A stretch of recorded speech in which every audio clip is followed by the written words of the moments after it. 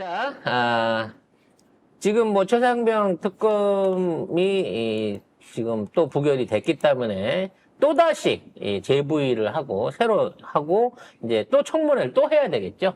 처음부터 다시. 그걸 앞두고 있습니다만 중요한 건 이제 이종호라고 하는 중요한 인물에 대한 얘기, 그리고 이종호가 얘기했던 경찰 인사 청탁에 관한 부분, 이와 연결 있는 경찰청장 후보자 조지호 이 후보자가 청문회가 시작됩니다. 여기서는 세관 마약 사건을, 영등포서에서 제기했던 마약 사건을 덮었던 그 인물에 대한 증언이 여기서 올라오게 될 걸로 귀추를 주목하고 있거든요. 한번 내용 정리하겠습니다. 네, 조지호 신임 경찰청장 후보자에 대한 국회 인사청문회가 진행 중인데요.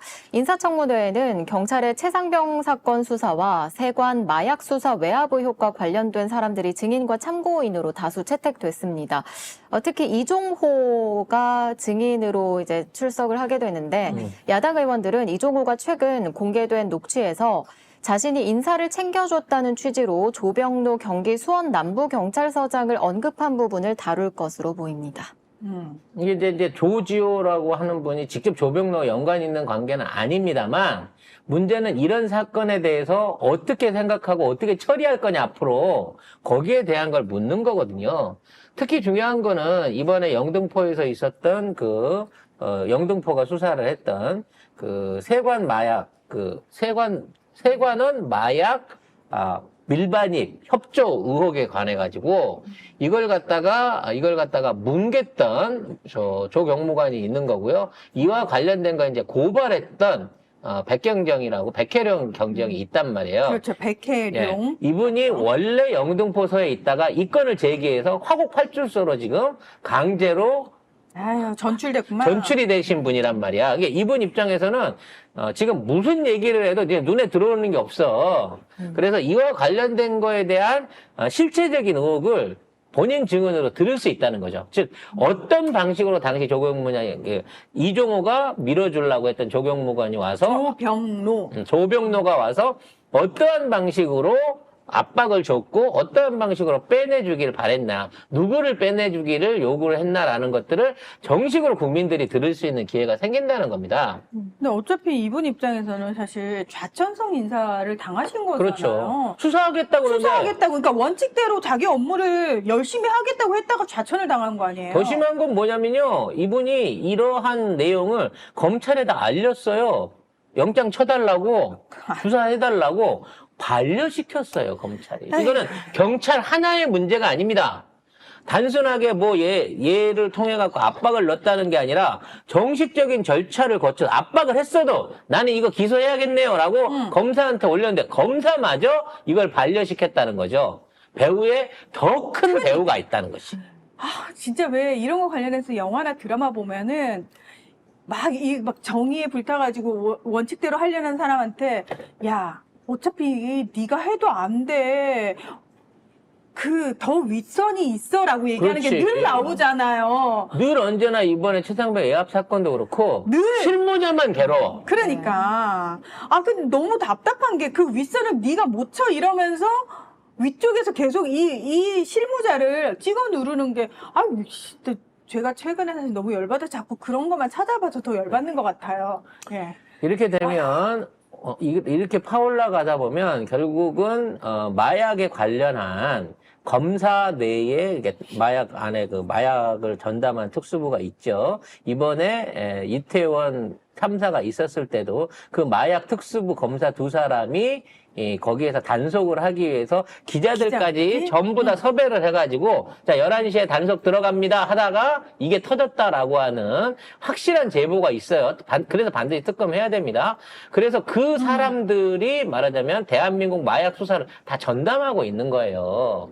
근데 그 사람들이 전담하고 있는 이 과정 중에 우리가 흔히 범죄 영화에서 우리가 흔히 봐왔던 범죄도시 같은 류의 영화에서 봐왔던 진짜로 경찰이나 검찰 조직 안에 마약을 스스로 유통시키고 브로커들을 좌지우지할 수 있는 조직이 있고 그걸로 엄청난 돈을 벌어갖고 주변에 있는 사람들을 매수하고 그런 걸로 나름대로 뭔가를 하고 있는 진짜 영화 같은 조직이 왠지 모르게 이번 기회에 드러날 수 있을 것 같다는 거지. 드러날까요? 또 꼬리 자르기 하는 거 아닐까요? 그래서 특검을 가야죠. 응. 이건 역시도 최상병 특검의 한 가지로서 끝까지 같이 갖고 가야죠. 그럼 이 이종호라는 인물의 가치가 어마어마한 거예요. 실질적으로 조남욱이라고 하는 대한민국 최고 음지의 권력자가 사실상 뭐 대통령실부터 시작해서 대선 후보도 친구였고 그리고 2번의 대선을 치렀고 거기에 검사들 서울대 출신 검사들 다 잡고 있고 충성도 애들 다 쥐고 있고 그다음에 그 안에 있는 그 우리나라 로펌들 다 쥐고 있고 삼성하고도 연관고리 있고 기재부하고도 연관고리가 있던 이 거대 권력의 수장이었던 조남욱이 가장 총애했던 부하 중에 하나가 이종호였다는 거 아니에요. 그리고 그 밑에서 일반미 관리하면서 처음 얼굴을 비친 게 김건희였고 그때는 오라버니 하다가 지금은 오빠 내가 이거 해결해 줄게 하는 단계에 가 있는 것 같다는 의심이 드는 거 아니에요. 조남욱은 나이 들어서 말을 못하지만 이종호는 우리에게 해줄 수 있는 말이 훨씬 더 많을 것 같다는 생각이 든다는 겁니다. 더군다나 조남욱은 대가리지만 이 사람은 실무자잖아요. 이종호가 입을 열면 도이치모터스 주가뿐만 아니라 김건희하고 연결돼 있는 거의 모든 주가 조작에 대한 그 뒷배경 정확한 내력들을 실제로 알고 있는 사람일 가능성이 커요. 블랙펄 인베스트먼트 같은 회사가 한두 개가 아닐 거고 블랙펄 인베스트먼트를 뒤져서 김건희 파일이 나온 것처럼 이종호가 관여했던 어떠한 주가 조작 안에 똑같이 김건희 최은순 파일들이 다 존재할 거라고 본다는 거지. 결론은 이것도 우리가 단순하게 지나가는 또 뭐 하나 청문회 하는구나 이런 걸로 가는 게 아니라 그와 연관돼 있는 증인들의 증언을 우리가 굉장히 심각하게 받아들여야 된다. 그 정리를 앞으로 송작가 TV가 어떤 한 몫을 맡아서 집중적으로 정리하고 르포를 내드릴 것을 약속드리겠습니다. 아니 뭘 우리가 해야 될 게 겁내 많네요. 아는 분야니까. 응? 아는 맛이니까 우리가 해야죠. 근데 이 사람이 역시나 윤석열 계보라서 그런지 몰라도 구린내가 장난이 아닙니다. 뭐 의혹 벌구적인 거 한두 가지씩 좀 볼까요? 네, 먼저 조지호 후보자의 부인이 아파트를 매입하는 과정에서 위장 전입을 했다는 의혹이 제기됐는데요. 얄짤하네. 네, 조지호 부인이 남양주 전세 아파트에 거주하던 2014년 5월에 송파구 아파트를 7억 원에 매입합니다. 어허, 왜 자꾸 남양주, 양주, 양평 여기 있다가 송파로 송파구 오는 아파트. 거죠? 그리고 이제 5개월 뒤에 시중은행에서 4억 원 대출을 받아서 잔금을 치르고요. 같은 날 전입 신고도 합니다. 근데 3일 만에 남양주의 기존 거주지로 주소지를 다시 돌려놨고 그 다음 날 가족들 모두 다시 또 이 아파트로 전입 신고를 합니다. 2달 뒤에도 A씨 그 부인이 이 아파트로 다시 전입 신고를 하는데 지금 현재는 이 아파트에 살고 있습니다. 아니 근데 왜 이렇게 전입 전출을 획가닥 해도 돼요? 이게 이유가 뭐야? 있겠죠. 뭐예요? 왜? 아마 실소유자, 실소유자에 대한 일정의 변경이 쭉 있었을 겁니다. 여러분, 기억을 되돌려 보세요. 남양주 지역 하면 우리가 대표적으로 은순이 언니께서 여관 같은 걸 하시던 데입니다. 네. 처음에 그리고- 모텔을 하던 네. 곳이 남양주. 그리고 거기에 지금 뭘 하고 계시죠? 요양원을 요양원이요. 하고 계시죠. 네. 그 요양원 앞에 뭐가 있다고? 댓글 부대들 사는 초롱이들 단체로 기숙하는 그게 있다는 거예요. 그래서 그쪽 지역에 살던 사람이 송파로 왔다는 거죠. 송파에 뭐가 있죠? 마을이야. 아니 그건 저쪽이고. 저쪽이요? 송파에는 우리 범수 사위하고 살라고 샀던 아파트가 있죠. 그 아파트요. 내연남 이름으로 돼 있었던 아파트가 있죠. 그리고 그 앞에는 뭐가 있죠? 우리가 흔히 얘기하는 송파지부가 바로 그 집 근처에 있죠. 송파 지부가 뭐야? 에이, 우리 이세창 오빠가 아, 정치 데뷔를 하셨던 송파지부가 거기 있지 않습니까? 네. 그렇군요. 그 송파 지역이 말하자면 에이, 송파 지역도 넓은데 그렇게 하면 안 되지. 희한하게도 이와 연관돼 있는 애들이 가장 쉽게 사고 쉽게 이주하고 한 번씩 거쳐갔던 지역이 송파예요. 왜냐하면 그 당시에 송파가 재건축 붐이 막 일어나고 있었거든요. 새 아파트들이 굉장히 많이 지어져 갖고 그 투기가 막 일어나고 있을 때라서 송파가 뭐 마지막 강남이다 그래가지고 기존에 저가로 살 수 있는 마지막 기회다 그래갖고 수없이 많은 딱지들이 재개발을 통해서 다 일어난 거예요. 근데 그 당시에 이쪽에 굉장히 많은 숫자의 어떤 분양권들이 있었다는 거지. 그러니까 자기 거였으면 왔다 갔다 할 필요가 없는 거죠. 네.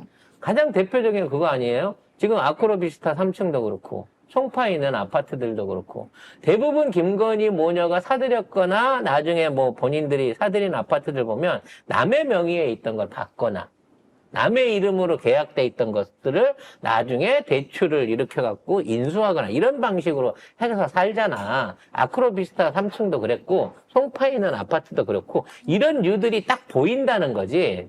그러면 아마도 이 언니는 그 당시부터 어떤 관계나 조직이 연결돼 있었다고 보면 그런 형태로 해가지고 명의를 빌려주고 거기에 딱지를 얻어갖고 일종의 입주권을 확보한 상황에서 아마도 돈을 좀 벌고 충성을 맹세하고 열심히 해갖고 돈을 좀 벌어서 나중에 돈을 주고 자기 명의로 사갖고 들어온 게 아니냐. 그런 방식으로 뭔가를 주고받지 않았겠느냐라는 느낌이 그냥 느낌적으로 워낙 이런 그림들이 많았으니까 상상이 된다는 거예요. 분양받을 때는 지가 떴다방 해가지고 수십 개를 다 차려. 그리고 나중에 이제 그 입주할 때쯤 되잖아? 그럼 딴 사람으로 다 이름을 해가지고 그 사람들이 입주를 시켜요. 그냥 실소유주는 자기인 거지. 그래서 그걸로 처음에는 세를 주거나 전세를 주거나 뭐 이런 걸 하다 매매가 안 되고 나중에 지났어. 그러다가 일 잘하고 뭐 내 사람으로 될 수 있을 만한 정도가 됐어. 야, 이거 원래 분양가 4억인데 지금 10억 가거든? 근데 4억만 내고 갖고 가. 이렇게 특혜가 되는 거예요. 요런 방식으로 대부분 공무원들을 매셔하는 게 깔끔해. 응? 뒤탈이 없거든. 그 뒤탈이요. 아니, 다른 물건에 비해서 집이라고 하면 뒤탈이 안 일어난다고. 집을 산 거니까. 그러니까 전셋집을 하는데 전셋집 값을 보조를 하거나 아니면 애초에 초창기 때 그 명의로 분양을 받아주고 나중에 분양대금을 뭐 프리미엄을 빼고 분양대금 원금을 대출 형태로나 아니면 개인 자산으로 받아갖고 명의 이전을 그때 가서 해주는 거지. 가압류나 뭘 걸어놨거나. 그건 삼성이 김건희한테 해줬던 거랑 같은 방식이에요. 그래서 이거를 찾아보기 위해서는 이 아줌마가 여기에 입주를 하고 왔다 갔다 했었을 그 아파트에 실제 가등기나 또는 압류나 또는 뭐 전세권자나 이런 사람이 누구냐라는 걸 파보면 그와 우리가 익숙한 우리가 알고 있는 이름들이 등장할 가능성이 있다고 생각을 합니다. 관련해서 세관 마약 수사 외압 의혹에 이제는 대통령실이 등장을 했습니다. 왜냐하면 대통령실이 이거 문제 있는데? 라고 얘기를 했다는 거죠. 네, 말레이시아 마약 조직의 필로폰 밀반입에 세관 공무원들이 연루됐다는 의혹을 수사하던 경찰 수사팀이 부당한 외압을 받았다는 사건과 관련해 용산이 개입했다는 취지의 진술이 나왔습니다. 수사 외압을 받았다고 폭로한 서울 영등포경찰서 전 형사과장 백모 경정이 공수처에 고발장을 제출했는데 이 고발장에 용산 대통령실이 언급된 겁니다. 결국 또 전화 온 거예요. 영등포서에 영등포서에서 수사하려고 하는 거 막는데 대통령실에서 누구라도 이름을 팔았다고 했잖아요. 전화를 했겠죠. 그럼 누가 있을까요? 뻔한 사람 아니에요? 이번에 최혜병 관련 수사 기록 이수해 갈 때 누가 했어요? 이시원 밑에 있던 공직기강 비서실에 있는 수사관 출신 경찰 수사관 출신 전직 경찰관이 전화해가지고 결국은 경북청에다 전화해갖고 그거 했다 그랬잖아. 마찬가지로 나는 그 사람이 여기도 등장할 거라고 봐요. 경찰이랑 연결해서 눌러서 쓰는 라인은 뭔가 지금 라인이 웬만큼 드러난 거야. 이게 약간 이 퍼즐 맞추기랑 비슷한 거지.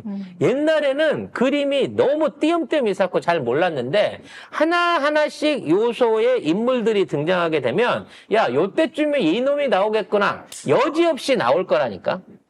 여기에 대통령실 이름으로 외압을 했거나 어떠한 형태로든지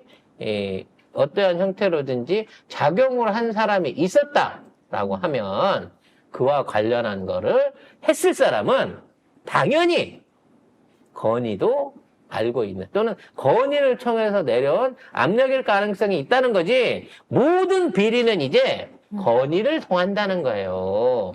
여기서 대통령실이 왜 나와? 근데 경찰하고 제일 친밀하고 자신 있다고 말하는 게 김건희였단 말이지. 자기가 집권하면 경찰이 알아서 할 거라고 그랬잖아. 이번 기회에 나쁜 형사들이 완전히 다 소탕이 좀 됐으면 하는 생각으로 이번 청문회를 잘 봐야 되고요. 청문회에서 나오는 증언들 그리고 그와 관련된 인물 관계들을 철저하게 정리를 해갖고 숨어있는 퍼즐들을 연결해 놔야 됩니다. 단순하게 지금은 처음에 이런 사건들이 없었다 그러면 우리가 어떻게 이종호하고 지금 있는 경찰청장 후보하고 그리고 영등포에 있는 마약 사건들을 연결시킬 수 있을 것이며 만일에 이번에 이 백경장님이 이와 관련된 증인으로 채택되지 않았으면 대통령실에 대한 의혹을 제기했다라고 하는 게 어떻게 뉴스에 감히 나올 수나 있겠어요? 점점 더 이 나라가 건의동산이었다라고 하는 증빙들이 나오고 있는 겁니다. 용산이 아니었어요. 건의동산이었어요. 그 아가동산 사이비 거기서 그 늙은 그 사이비 교주 아줌마가 정말 공주풍의 드레스 입고 그렇죠. 나오잖아요. 왕관 쓰고. 왕관 쓰고. 그 정말 정말 기괴하잖아요. 건의동산에서는 건의가 명품을 쓰고 돌려깎은 공작새를 하면서 수치를 하고 나타나서 똑같네요. 똑같은 짓을 하고 있는 겁니다. 똑같네요. 자, 여기 근데 그런 거 하면 네. 꼭 그렇게 하고 싶은가 봐요. 그러니까 외적으로 안에 진짜 아가동산의 그 사이비 교주 할머니가 되게 정말 기괴하다는 생각했거든요. 뭔가 자기 자신을 일반인하고 다르게 보여지게 하고 싶고 평가받고 싶은 거죠. 근데 누가 봐도 할머니인데 드레스 입고 있으면 이상해 하잖아요. 거울 보면 만족하거든.